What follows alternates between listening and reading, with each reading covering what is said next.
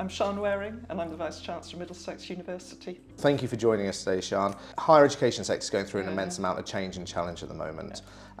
What motivates you leading a university through this tough period? So, two things.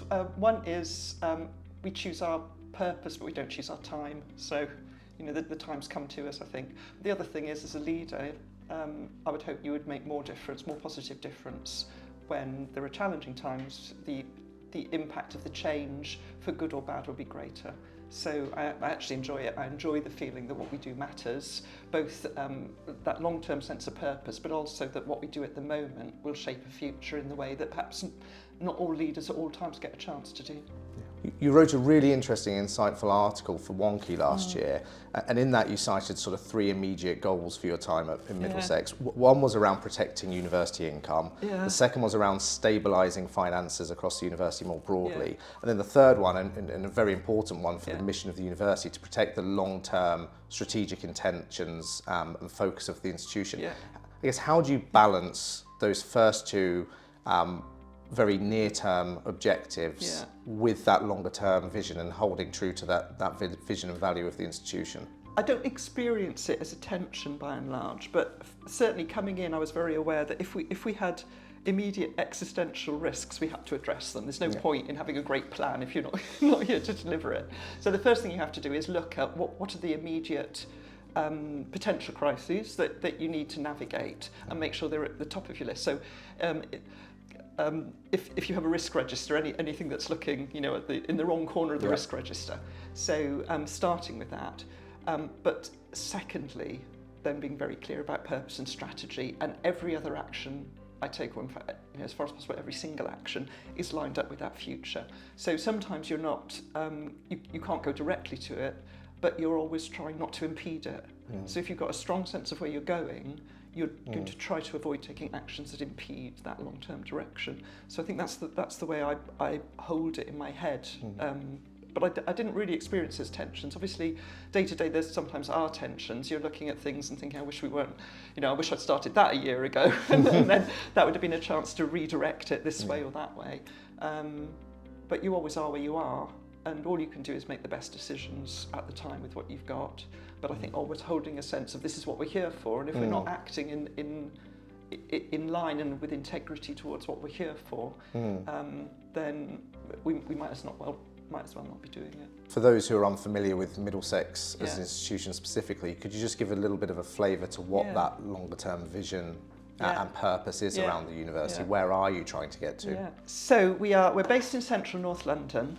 And we grew out of institutions with missions around teaching and art and design. Actually, nearly 150 years ago, we've just found out we're 4 years off 150 years old from congratulations. Thank you.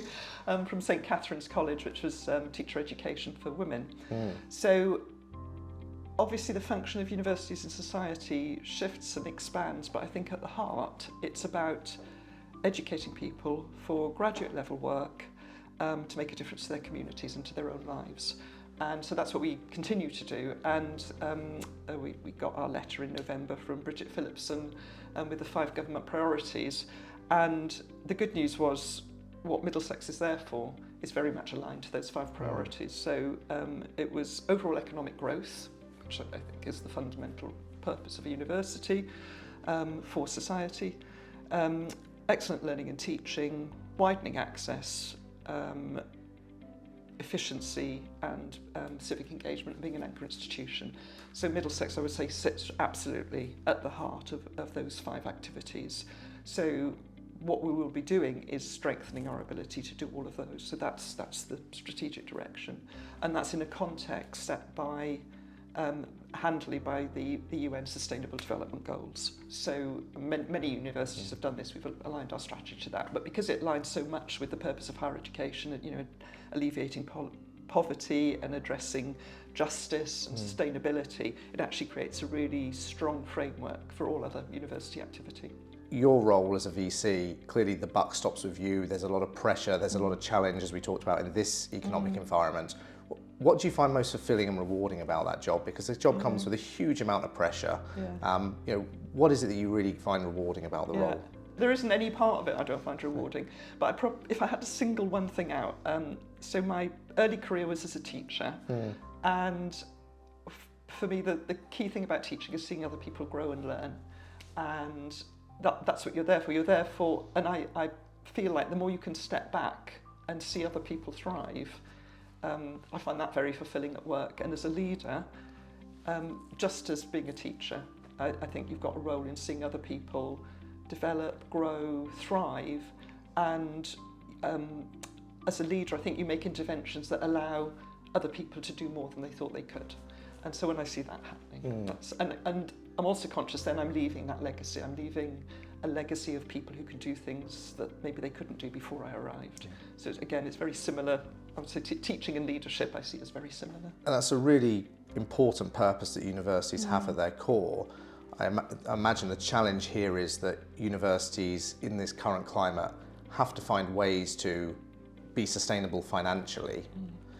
And you've got a huge amount of your staff are academics who their passion and their purpose is really about, like you say, the educating the next generation, that real passion around their academic subject. You know, how do you balance that off where you're trying to engage and really absorb that passion and promote it, but with the same time you know that the university operating model has to evolve. Yourself and all the other universities in the United Kingdom have been put in that position by a lack of tuition fee rises, you know, for a number of years. You know, the fundamental fee structure and income structure at play has changed for the worse for universities. So how do you grapple with that? The function of the university is to support students and to support education. So I would always think you could go back to a blank sheet of paper and say, why are we here? What are we here for? And what would we look like if we were absolutely designed for that? And then if we're not there at the moment, we're looking at transition from here to there. So you're absolutely right. I think we've evolved with expectations for staff that the current financial structure can't meet. So we have to, so I put a lot of effort in communicating with staff from when I arrived, the financial reality of the situation, and also we get a huge amount of benefit from being an autonomous institution. We value that autonomy. We absolutely value the ability to ask questions that are not driven by a government agenda, and to take things to their outcome and to set a curriculum and a portfolio that we see as relevant. And we have the freedom to do that, but as a consequence of that, we have responsibility for our own finances. I think, so one of the things I've been doing is communicating with staff the reality of those finances and trying to work together to say what's the best we can do in this situation. I personally am not expecting any radical change to our financial situation driven by government. I do think we can be more creative as a sector about how we respond to a reduced operating costs model. I think we have not always had in place the business-like structures that allow us to really know where our spend is, whether it's completely aligned to our purpose and our priorities, and we've not always been very good at staff surveys usually say management are really rubbish at change. We're not very good at driving change in a way that makes people feel involved, that it's going to have a good outcome, and that they are learning and growing through it, even though it's not necessarily change they would have wished for.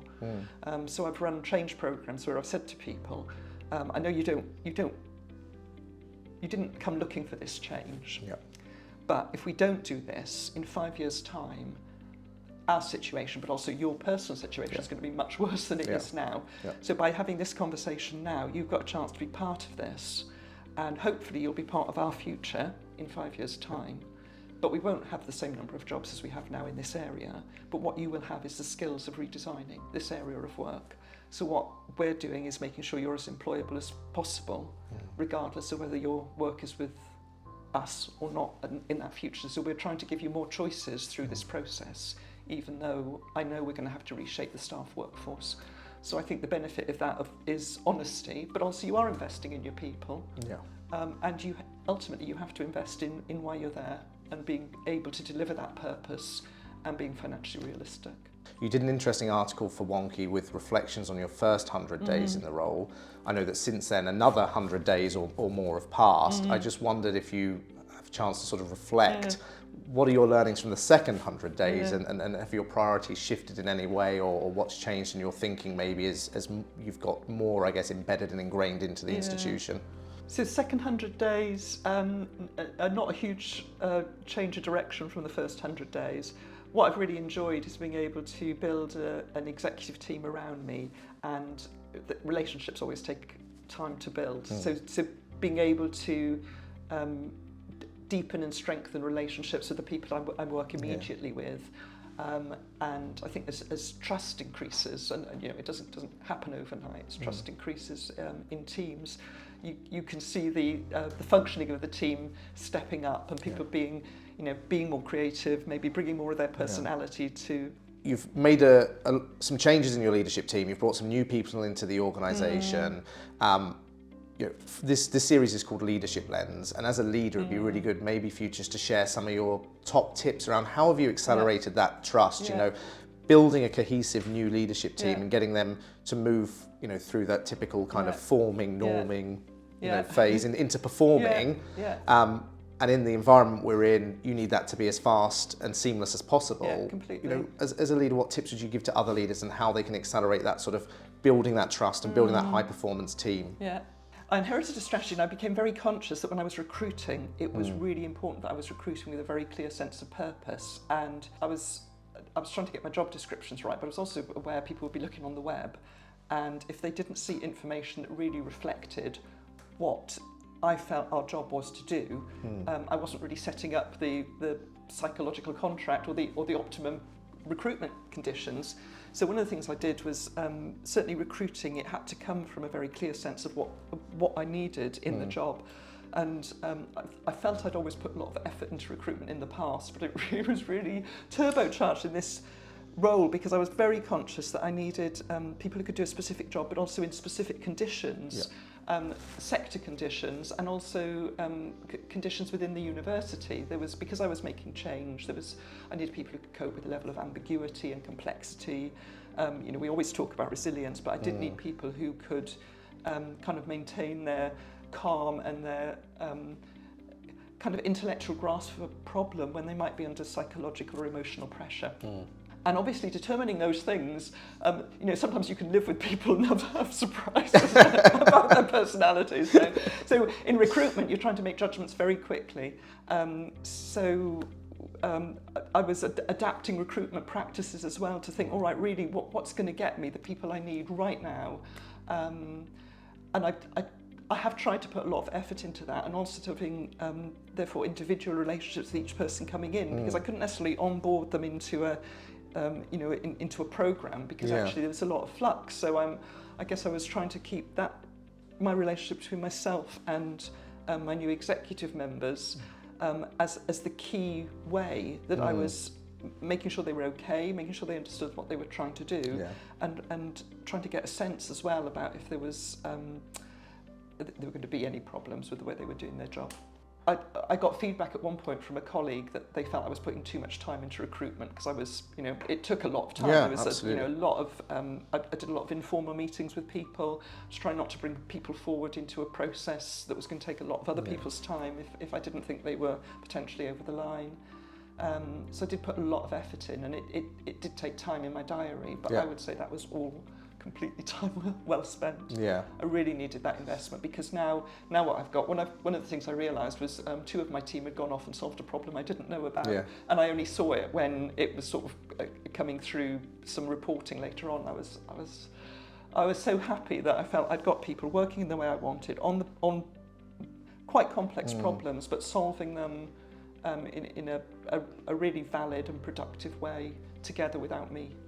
And I thought that had happened quite quickly, but that was because it was the right people with the right sense of what they were there to do. One thing that universities, I would say, traditionally have struggled with is the siloed nature of working, where you might have brilliant individuals, but departments don't interoperate particularly well. There's a lack of cohesion and connectiveness between them. They often are seen in sort of their own silos or fiefdoms, and some of that in obviously collegiate systems is almost by design, or it's unsurprising that happens because of the way that the institution's designed from the outset. How did you think through how the dynamics would work in that team to make sure that you would have that better connectedness and interoperability? Because the challenges you're facing are ones that require really close collaboration and cohesion. These are not things that individual departments or areas can do by themselves. They have to do it as a team. I thought a lot about structure first of all, but I think it also goes to strategy. So if you've got a strategy that will mean that when you're bringing people in, they're going to compete for resources and space, then you're generating conditions for siloed working. And if you've got a strategy that requires people to work together to get to solutions that are best for them and best for the institution, then you're creating the conditions for collaboration. So I was trying to structurally create conditions that would produce really effective collaboration, and that people wouldn't be able to actually, it wouldn't be in their interest to operate individually. So I was using a mixture of probably structural frameworks, portfolios, and thinking about who I was recruiting and their approach to working as well. So there's always two. Some people will always tend to work in a silo, and I was trying not to recruit people who would do that. Sure. And some structures generate siloed working, even if people would rather collaborate. So those are the two things I think as a leader you've got some leverage over. That's really helpful. You talk about sort of all of this needs to be in the context of a very clear strategy. Now, this is a strategy that you inherited. This isn't a strategy that you sort of came in on day one and went, let's start from a blank sheet of paper. Here's the strategy we're going to put together. You inherited something that was already ongoing. Talk to me a little bit about that journey and progress, and have you ended up just maintaining the strategy as a whole? Have you torn it up entirely? Have you kind of, I guess, refined and added to it? Talk to me about that journey a little bit. Well, I absolutely had that, the thought process that you've just described, which is, do we tear it up and start again? Do we just continue with it because actually it's work? And I was also conscious that I had, so my staff body had contributed to the Strategy 2031. They'd invested in it. So although the Vice-Chancellor had changed, by and large the staff hadn't, and they were invested in that strategy. So as far as possible, I wanted to show continuity for that. But the environment had changed, and we needed, we were talking earlier about financial responsibility. We needed an approach that would deliver financial sustainability. And it does surprise me how seldom university strategies seem to really address questions of financial viability when clearly it's a precondition for everything else that you do. Why is that? Why don't they? I literally don't know the answer to that. Do you think it's a taboo? Do you think it's kind of seen as a bit of a taboo to talk about money and what is a purposeful institution that's sort of value and principle driven? Is it kind of an ugly thing to talk about? Why is finance not more core to it? Because all of this wonderful stuff that universities contribute can't happen if you don't have a financially sustainable model. It can't exist. One of the things I found really interesting about developing this strategy was that what the board wants is different really from what the university strategy often looks like. So the board is very, very interested in KPIs and money.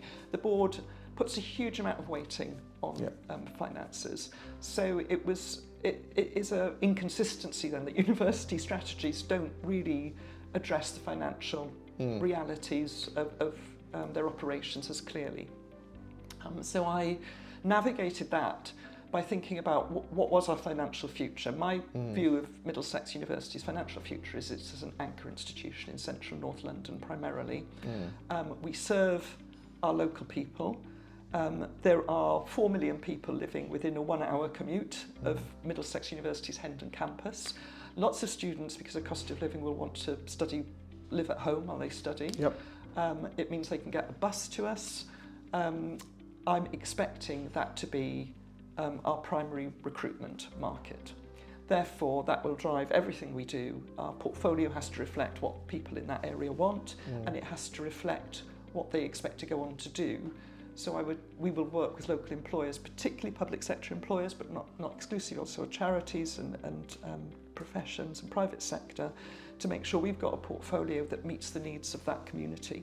So that both articulates a kind of strategic purpose, but also the financial reality. We then have to operate within our income. So we have to manage our operating model and our costs to make sure that we understand what, I can see that we can generate income we're not generating at the moment, because we know that we have pockets where we're not recruiting from locally that we should be able to recruit to. And I know what we can do to generate that recruitment, so we can actually predict what that income would look like. Yeah. But that will be our income, Yeah. and we have to operate within that. So then we have to look at how we operate to make sure we're financially viable. And there are opportunities to collaborate. We could reduce costs by collaborating on part or more, to some extent on parts of our provision. We could strengthen our provision by collaborating, which might generate more income. There's all sorts of things we could do around the shape and size both of our constituent parts, but also our relationships. Just coming back to your point there around really being focused around the needs of your local student population, your potential prospective client customer base. That's really admirable. The one challenge I foresee there, or I'd like to understand how you're going to sort of overcome this, is the needs of that population are rapidly changing. The jobs that are kind of in high demand in the next 5 years didn't exist 10 years ago. So this is not a sort of stagnant, well, what they wanted 10 years ago will be the same today and will be the same in 10 years. That's changing rapidly. And universities historically are not good at being agile and rapid and quick. These things take a lot of time to move a portfolio of programs from one thing to another. That's not an overnight shift. So how do you meet the market where the market is when the market is moving so quickly? One is, I think we overstate the kind of changes we're going through. Okay. So we are going through change, but we always go through change. And I think if we look now at the changes the sector's experiencing, and we say we've never known anything like it before, we're going to be completely transformed. Well, I think tell that to somebody thinking of going to university in 1939. And obviously for us now that's history. We know how the sector evolved over the period of the Second World War, and we know that the sector strengthened in the 60s and then again in the 90s and grew, but people didn't know it then. So for them it would have looked like pretty much the end of higher education. So is this just another cycle? I think it's another cycle, and I think what we do is the thing we have to focus on is how we adapt to change. We take change as the constant, but what we need is systems that are responsive to change and allow us. I've recently been on a public sector leaders course. There are people there from the military, and in the military they had people focused short-term on operations and long-term on strategy, and they're not the same people. And to them it was extraordinary that I, as a CEO, might be looking both at short-term operations but also long-term strategy. And I think that we need to get better at thinking about how does what we're doing right now prepare us for what we need to do in the future. So I don't see it so much as the world was a constant up until this moment and now we're facing radical change. It's more that we have to prepare for radical change, and actually that's us doing our job for our students and graduates, because they go into a world which, as you say, is changing rapidly, and they need fundamental skills for responding to change. It's not so much I see us as having to prepare them for what we know will happen in the world in 5 years' time or 10 years' time. It's that we have to prepare people for uncertainty. We have to prepare them with the fundamental skills of resilience, creativity, teamwork and communication that will allow them to respond to a world that we can't predict. I'm very conscious we've got ways of planning our portfolio which are very based on questions around, for example, academic quality. And those are very important questions, but I do wonder whether we could address them in slightly more streamlined ways, perhaps looking at inputs around staff development and maybe output data, like the TEF, the Teaching Excellence Framework data set is really useful. It gives you a huge amount of information, and if you put those two together, you can ask people to be driving improvements in their provision in quite focused and dynamic ways. So I think there's things we can do to streamline our ways of approving provision. But the bit that's been missing is understanding the financial implications of our provision, both its costs and its income generation capacity. We don't have very good models for that, and I'm in the process in Middlesex of making sure that we have a much better granular understanding of the current costs of provision, its income generation capacity, and how to both manage those costs and generate more income from it. We're also very fortunate to have international campuses, so we've got a large and successful branch campus in Dubai. Dubai is a much more mature market for some areas that we know well, things like fintech or augmented reality, virtual reality. So we've got provision for that here in Hendon. We've got facilities that we use particularly for nursing and sports for augmented reality. But we've got a demand in Dubai which allows us to look at our portfolio from the lens of what's needed there, and their fintech activity is much more advanced than ours is, but of course that will be our direction of travel. So one of the things I want to do is use the international campus opportunity to think about that future portfolio and be more future facing, but with structures for approval that are much more concerned about how does this contribute to our overall financial position. Just wanted to come on to the quote from last year you made, which was there isn't only one model for HE in the UK. And I think you've alluded to this a little bit, but I'd love you to expand on your thinking around what do you see as those different variations of models or variants that could exist there? I have to say I don't necessarily have a clear set of models in my head, but what I have got is a set of questions. So my questions are, why is higher education so expensive compared to schools or FE? When schools have classrooms of children all day and a huge amount of safeguarding obligations, a huge amount of regulation around them, and yet income to schools is far lower than income to universities per student. So then I've got questions about what would happen if we rethought the model of education where actually we did have much more limited finance. We would still do something. And my other reason for thinking that is, I talked about the antecedents of Middlesex University, that we started a teacher training college. We had an art and design school. Lots of universities similarly will have had a technical college as their starting point. So the education did have different forms, and it has evolved to where we are. So it will evolve again. There's no reason why it shouldn't evolve. And it could get larger, it could get smaller, it could be more focused or less focused. There's lots of different. There's lots of ways it could change. But certainly we can see financial models that are different. We do have quite a lot of private higher education in the UK, and fees charged there are higher, and that's working commercially. So I think there's a question about, can we unlock ourselves from some of the restrictions we've got at the moment? We have been very dependent on international student fees. I think it's not clear to me that there was recognition in government of how dependent the sector had become on international student fees. I think it's really positive that we have students coming to the UK to study, and we've got transnational education. I think we are, we're a small world, we're interdependent, we influence each other, and the more we understand other countries, the better. And I think students moving between countries is really important to that. So I wouldn't say that I think we should look again at what possible income streams there are to us, but also be really robust in our questions about why does higher education cost so much compared to other forms of education? That's a fundamental and very personal question. Do you have an answer? Or do you have a hypothesis as to why? I think other sectors have been under pressure for longer than the HE sector, and they've adapted to that pressure. So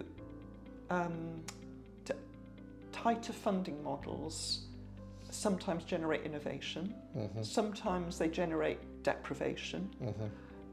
So for me, our way through it is for us to increase our understanding of how we use our money and what benefit it generates, because I think at the moment the sector doesn't really understand how the money comes in and what we use that money for. And I think there will be efficiencies that we can find just by understanding that better. What do you see as the responsibility and the role you would like to see the government play in that? Because obviously a lot of the onus is on institutions themselves, understandably, to figure out, how to evolve their own models, how to find efficiencies, how to find ways to do things differently or better and more innovatively. But there's also a government responsibility here somewhere, regardless of how much weighting you want to place on it. What would you like to see from the UK government in that respect? When I look at the evidence of what the government's doing, as I said previously, we are autonomous. I don't want us to lose that autonomy, but with that comes the obligation to look at our own funding. So I think the period of time that we now have, where we know there's a financial crisis, we know we can't survive with the costs and the funding that we have at the moment, But our starting point, I think, should be for the sector to look at itself and look at its own operating processes. And I don't know if we're a complex sector or not. Sometimes I think we're quite simple, and sometimes I think when I look at people who'd come in and try and drive change in the sector, I think we are quite complex. So I think it's actually really important that people within the sector who do understand it are at the front of that change. I think the sector has got some responsibility. Yeah. I can see that the government is sitting in the wings. It won't want a big provider to fall over. It probably doesn't want small providers to fall over, and it certainly doesn't want anchor institutions in economically deprived areas to fall over. So I'm sure they are watching very closely, possibly already intervening. But primarily, I think we should be solving this ourselves as a sector. Yeah. And I don't think there's the money in the public purse. I've said this repeatedly. Yeah. Where would it come from? Exactly. Where would it come from? And why would we be first in the queue? I actually think we've got a window now where we can make a change, and it will be out of our hands if we don't act in that window. And one of the ways to act is obviously leveraging some of the technological advancements. Digital transformation is quite a buzzword. Effectively, how are you using those advancements in technology to fundamentally change how you're operating? That could be people, processes, fundamentally new capabilities being built through that. It'd be great to just hear a few examples of what Middlesex University are doing around digital transformation, and then what role you see that playing in helping you sort of bridge this gap and support the future. We see digital transformation as core to what our future will be, and we've appointed a Chief Information Officer who sits on the executive because of that. So I think a lot of IT transformation projects are not IT projects, they are people and process projects. So one of the reasons I wanted a Chief Information Officer at the executive table is that all conversations have to be, what does the university want to do? What are the digital possibilities for this? And that it's, back to your earlier question about how do we make sure people aren't operating in silos, we have the right people at the conversation at the beginning, so when we're not pushing forward projects that might come into conflict from a resource perspective. We've actually got a joined up plan where any big projects support each other. I believe we will transform our underlying operating model through digital and AI. I think there are a huge number of processes that would be quicker, more accurate, more efficient, more user responsive if we were using digital processes. One of the challenges will be interoperability in systems. So I think there's a huge amount of thinking about what do students need, what do we need from a regulatory point of view, and planning for that. So there's a lot of pre-work before we can get the benefits of digital, because obviously it really works at scale. Yeah. And while we've got lots of cottage industries, you get no benefit at all. You get a huge amount of expense and no benefit. Yeah. And we would all have seen projects where you were still left with very expensive satellite operations that would be done manually or on different systems. So I think the challenge of really thinking about your operations in a system-wide way to get the real benefits of scale is challenging. So I think you need leadership that's engaged in that and will sustain that change model. What my real ambition is, this doesn't sound very glamorous, but international interoperability of standards. So, as I said, we've got international campuses. If we could have systems that work right across Middlesex University in Hendon, Dubai, Mauritius and Minzu, we would be going a long way to have standards that were interoperable nationally and globally for the whole of higher education. I think banking does it, why not? And you look at the transformation in banking. So when I was growing up, my parents would go to the bank to cash a cheque between 9:30 and 3 and stand in a queue. And I can remember my mum getting her money for Christmas shopping in a queue. And if you think about the way that banking would now work from a customer point of view, that would be so foreign. But the amount of transformation of estate, teams, processes, systems to generate that change in banking. But I can bank here or in Dubai with the same bank. So They're managing international operability. Why can't HE? Imagine the challenge for universities is, do you have all of that money and capital available to make that investment? So how do you balance that, knowing that fundamentally that's where you want to get to, and you know to get there you're going to have to invest, but you don't necessarily have the rich capital resources to do that? I think is scale and collaboration. Okay. So it has to be. So we have to have shared goals where we can bring together the business cases to generate the level of capital that we need for that sort of investment. So we've got bodies like JISC, we've got our joint academic network, Janet. So we've got examples where we've done that before, and UCAS is another example. We've got shared systems where we collaborate for a shared goal. How far do you see collaboration stretching? I don't think there's necessarily a limit on it, actually. Okay. I think the example of banking, the benefits obviously outweigh there's a business model that says this investment is going to give us a return, and I think the question for the sector should be, what could we do and how would we do it? And we should have those conversations. So certainly we can have those conversations between providers where we think there's common interests, but I would also hope that the UK Efficiency and Transformation Task Force is asking some really radical questions about what would the prize be, what would the goal be if we had interoperability of standards in student data, potentially timetabling as well. I think we say it over and over again, we've all got the same systems, we all have the same problems with them. And different things make different institutions distinctive, but I'd say one of the things that will always make Middlesex distinctive is our location and the people we work with. And we will always want local institutions that are responding to local needs and that particular community environment. So for me, that's what makes us distinctive. So we can, in my view, we can let go of some of the things we hold on to because we're worried that there's a loss of competitive advantage, because actually we get a huge benefit out of sharing on those things. Through your digital transformation journey then, either in your current role or before that, what are the key lessons? And I'm using that in the context of digital transformation, but change more broadly. When you've got to do a big piece of change, which more or less today always involves some form of technology, what are the lessons you've learned around how to go about that? More preparation is better. Okay. Know what you want before you go shopping. Take your people with you.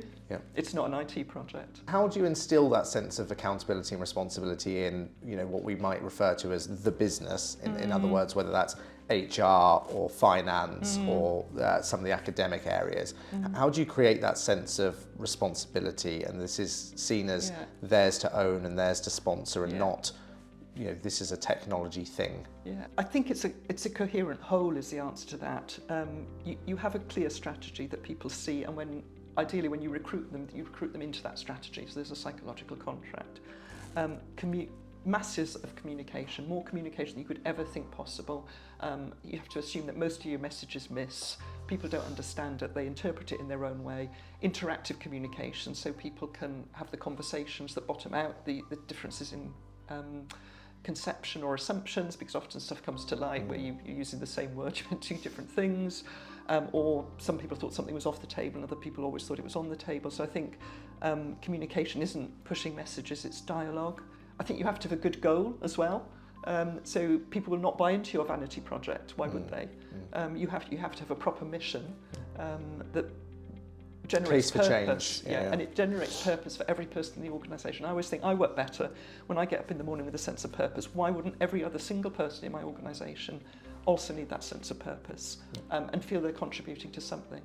So I think that strong sense of purpose drives it, and properly giving people a voice. And then one of the things I think is you do as a leader that's really powerful is listen, and listening is very complex because you'll hear lots of stuff you don't want to hear.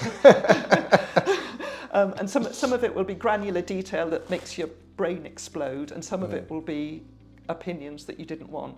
But actually, if you're going to take people to a future, you have to find some way to hear those different opinions and integrate many of them into your plan. You will need a plan that either gives people a very clear reason why you're not doing it that way, or where you can, you do modify the plan for things that you can give away for people and give them away to make sure you've got their buy-in.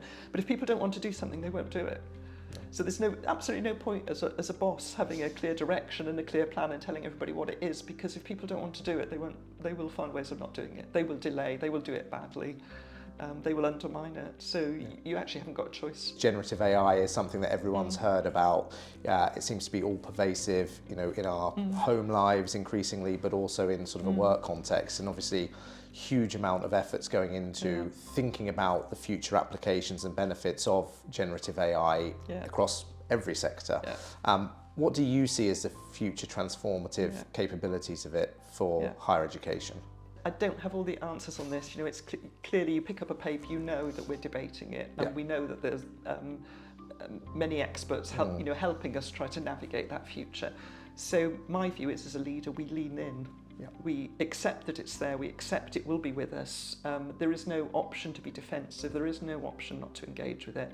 Our best opportunity is to understand it as well as possible and know what we want it to do, and as far as possible be driving that.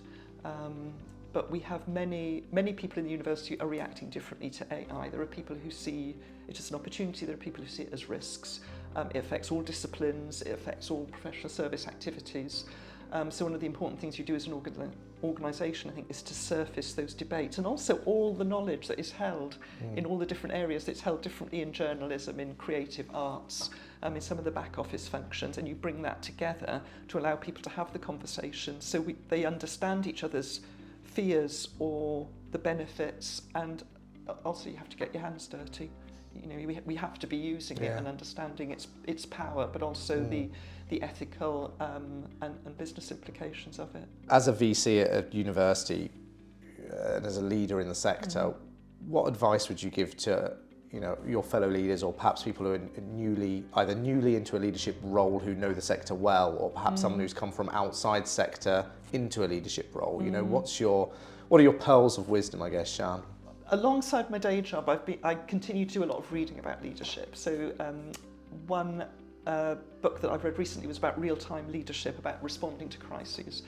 And good advice in that was, 5 C's of leadership. Yes. Be curious, be courageous, be calm, be clear, be compassionate. So I know those are things to guide you when you're under pressure and you're stressed, and maybe you're not, that would affect the way you respond to a problem. So I think going back to those, and I must say that when I'm in faced with a situation where I'm not comfortable, I think reverting to that check-in list has been really helpful. What's been sort of the most powerful lesson you've learned as a leader that when you reflect on your journey?